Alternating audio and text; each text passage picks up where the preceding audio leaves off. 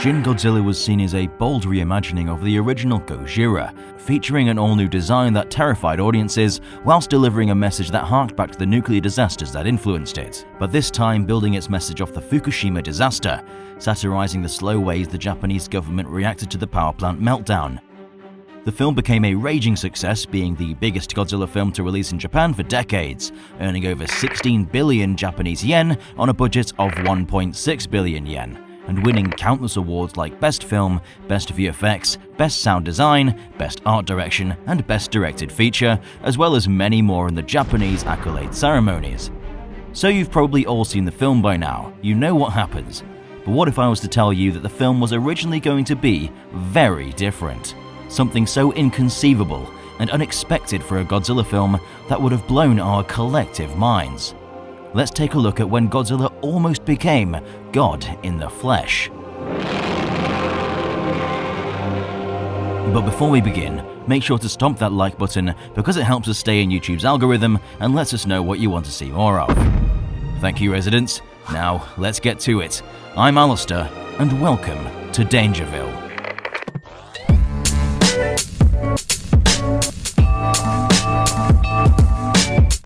Welcome back. Shin Godzilla was directed by Shinji Higuchi, the mastermind behind Gamera, Guardian of the Universe, Attack on Titan, and Neon Genesis Evangelion. If any of you have seen Evangelion, some of the ideas that Shinji Higuchi wanted to include for Shin Godzilla fall right in line with the themes for that series. But for those who haven't watched Shin Godzilla for a while, I'll quickly recap because it's very much relevant for the video going forward. A giant creature is spotted in Tokyo Bay, and the government organizes a variety of meetings in order to decipher what this thing could be and whether it's dangerous.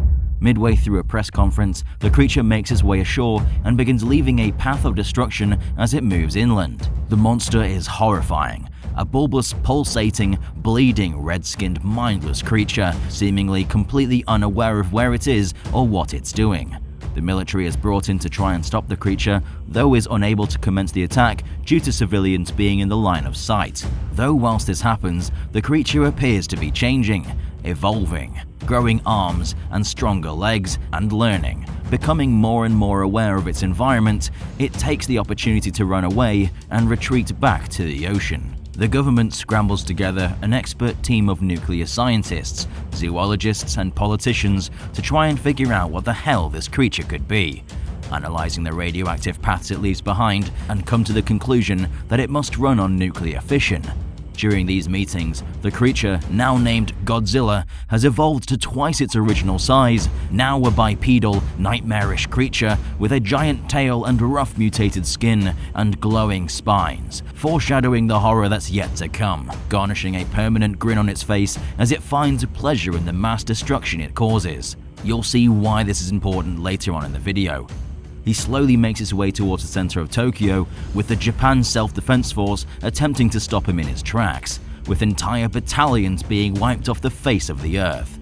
The US attempts to intervene with a squad of B-2 bombers planning to drop MOP bunker busters onto his spines. Some of the explosives make impact and appear to damage Godzilla, with pools of blood falling to the floor. But in retaliation, Godzilla charges up and fires his atomic rays at the aircrafts in the sky, cutting them in half before laying waste to the heart of Japan and destroying the helicopter carrying all the government officials on board, leaving Tokyo as a barren wasteland mirroring the power of an unstoppable nuclear bomb. After utilizing all of his energy, Godzilla becomes dormant, needing time to recover his radioactive core in his new home, the ash heap of Tokyo. The politicians, in a scattered mess, come together to conjure up a plan, together with a collection of other countries like China and France, to create a coagulant that could potentially extinguish the nuclear reactor at the heart of Godzilla, to freeze him in his place. Time is, however, counting down. By taking heavy machinery, the government plans to inject Godzilla with the coagulant. Their plan succeeds, but not without retaliation from Godzilla, who blasts his atomic ray from his body and thrashes around, attempting to avoid the upcoming attacks. But he begins to slow and cool down as his interior nuclear reactor begins to shut down. He falls not without a bang, but with a whimper, but not without one last shot of survival, by attempting to evolve into his next stage, one that would have taken a far more human physique.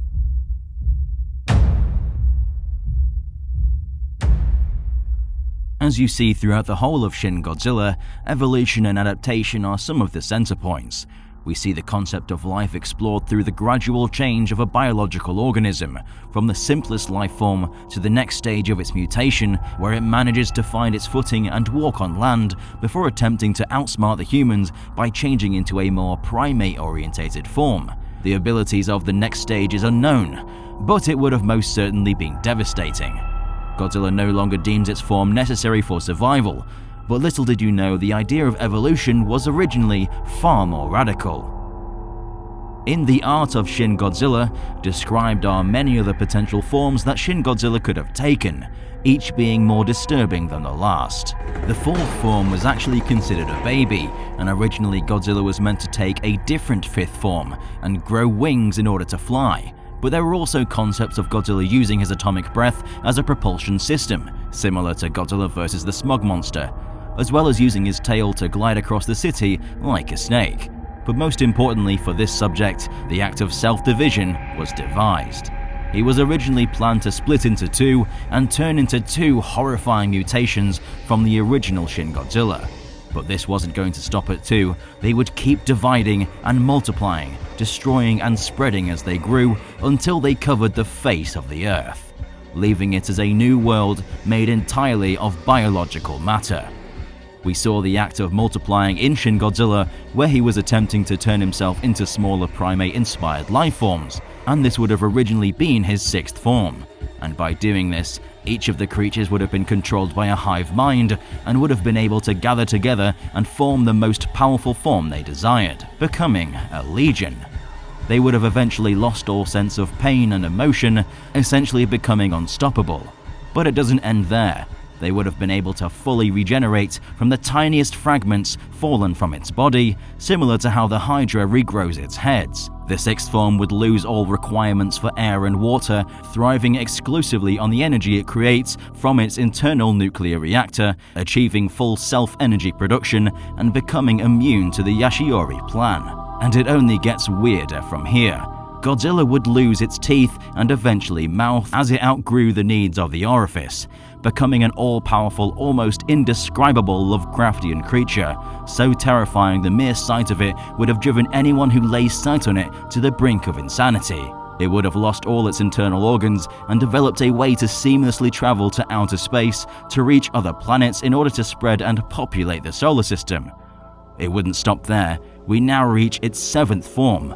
It's evolved to create a small universe within its body. At least, that's small when compared to the immense scale of our universe. This would have been extremely primitive and basic compared to the complex elements of the universe we currently live in, merely being the building blocks of creation, with quarks, elementary particles, the fundamental constituents of matter, bouncing around within its core. Now synthesizing any material and elements that it comes across, it would transform them into useful substances, becoming less and less like a creature from this dimension. Adapting to the harsh environments of even the most violent of planets, Godzilla enters his eighth stage and begins to transcend the laws of physics, becoming immortal, and begins to truly live up to the name of Shin Godzilla, truly a god incarnate.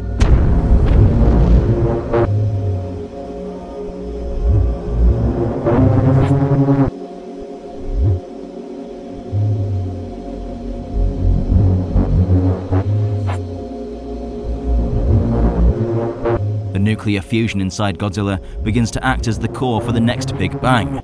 Quarks aggregate to produce protons and neutrons, and within minutes, these protons and neutrons combine into nuclei, and the space inside Godzilla begins to expand rapidly, and the chemical elements from the earliest days of the universe begin to form.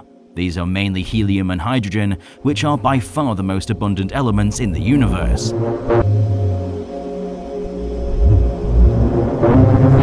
As the creature that once was Godzilla keeps expanding, stars begin to form within, and the heavier elements such as carbon, oxygen, and iron that have been continuously produced in the heart of stars are catapulted throughout the universe in spectacular stellar explosions called supernova.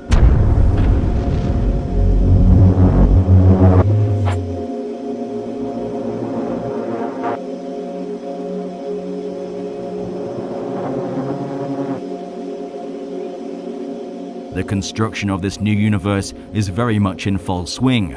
Colorful, bright, and still rapidly expanding, though this new universe may be completely different to what we currently know, and like the theory of alternate dimensions, could behave unlike anything we could possibly imagine. Like our universe, Godzilla's creation would grow for billions of years, expanding, forming planets, solar systems, galaxies, and cosmic dust which spans light years in diameter. And as more stars are formed and the radiation continues to spew through the universe, Godzilla would only expand and grow stronger. Perhaps in billions of years, when the universe has matured and life begins to form, they, like us, will question their origin and will theorize on whether there was a god or whether there was a Big Bang, a great expansion from an atom so unimaginably small. And the answer in that universe to both questions would be yes. Who knows, perhaps the universe we're in right now is that universe, and that billions of years ago, a creature that took full advantage of the power of radiation evolved to become the very god people worshipped. But instead of the all-loving gods of Earth religions, it's a monstrous creature of inconceivable power. Though, like our very own universe, which will eventually die, Godzilla would have an expiry date.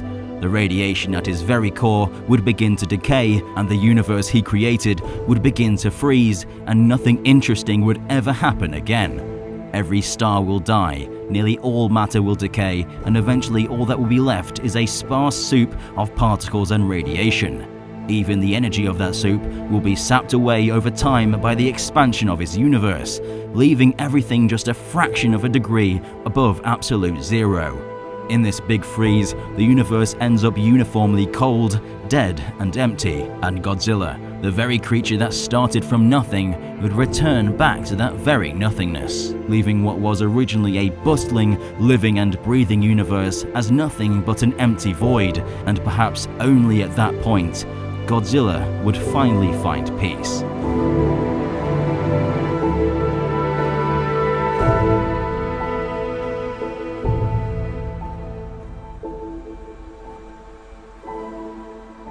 Instead of Shin Godzilla merely being a baby and growing to adult size in the finalized film, this stage was conceptually going to merely be a single cell, multiplying and developing into something much larger, something much more unimaginable. Everything could have been leading to this. The universe is a violent, radioactive entity, and the end result reflects that. Shin Godzilla grew to be a violent creature, craving nothing but destruction, looking to take revenge on the humans that accidentally created it. This freak of nature that didn't belong in this universe instead evolved to find a purpose, to become the most violent thing of all. Another universe, full of astronomically large events, supernovas, destructive black holes which violently choke the light out of the galaxies they inhabit, with gravitational waves so strong they tear the very fabric of time apart, destroying everything that sought to bring it into existence and replacing it with a universe created in its own image. In its eyes, a perfect, fresh, violent universe. This is an extremely unusual idea for Godzilla, but this type of mind-boggling idea has been attempted before, where our current understandings of reality have been altered to see the universe in another light.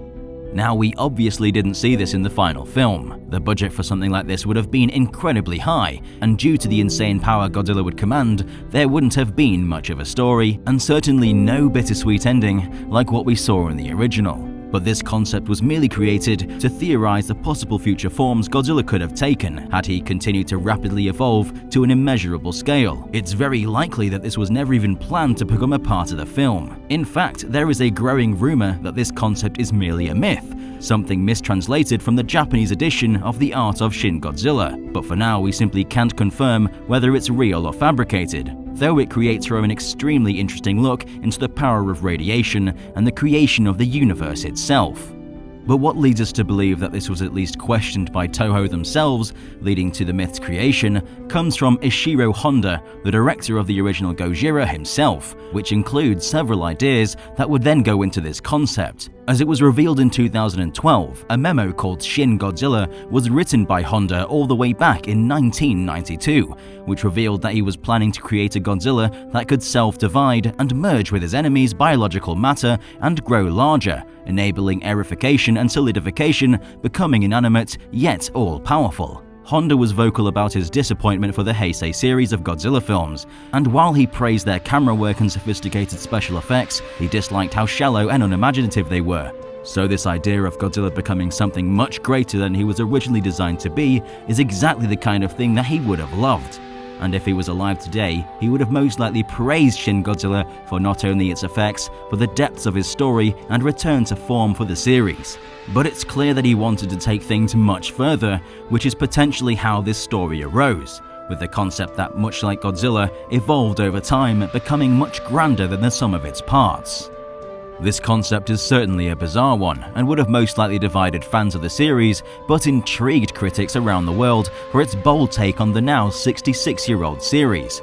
I love films that make you question reality and think outside the box, like Interstellar, which makes you take another view on time, or 2001: A Space Odyssey, which makes you question evolution. This concept would have made you question creation itself and what it truly means to be a god. But I, for one, am happy that this is just a concept, because the execution of such an idea would never live up to the sheer imagination of the people around the world. Godzilla is thankfully still Godzilla, but now we have a new view of him in our own heads, and we can thankfully tell the story of when Godzilla truly became God. But what do you think about this concept? Is it simply too weird to be put to film? Or is it something you'd like to see, whether it's in a Godzilla film or not? Let us know in the comment section down below. If you enjoyed this video, leave a like, because it helps us know what you want to see more of and helps us in the YouTube algorithm. Don't forget to subscribe and stomp that notification button to become a resident of our lovely town of Dangerville today. I've been Alistair, and we'll see you residents in the next one.